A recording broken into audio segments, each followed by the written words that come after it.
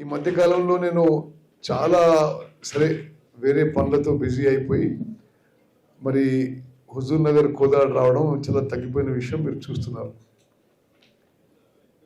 అందుకోసం కొంత అనుకున్న స్థాయిలో అనుకున్న స్పీడ్లో పనులు జరుగుతలేవు అనేది నాకు ఒక అభిప్రాయం ఏర్పడ్డది. మనం ఎంత మేరకైతే శాంక్షన్ చేసినామో ఎంత మేరకు ఆశిస్తున్నామో ఆ స్థాయిలో జరగడం లేదు. మరి మనం హుజూర్ నగర్ కోదాడ నియోజకవర్గంలో మరి ఆ 2 నియోజకవర్గాలు కాన్స్టిట్యున్సీసు భారతదేశంలోనే ఒక ఆదర్శ నియోజకవర్గాలుగా తీర్చిదిద్దాలనే ఒక దృఢ సంకల్పంతో ముందుకు పోతున్నాం. మరి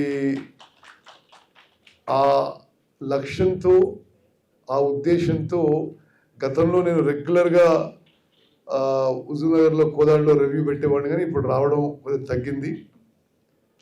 అయినా సరే ఈరోజు నాకు వాస్తవంగా ఈరోజు సాయంత్రం ఈరోజు యాక్చువల్లీ మధ్యాహ్నమే ఢిల్లీకి పోయి రేపు బీసీ క్యాస్ట్ సెన్సెస్ రిజర్వేషన్ మీద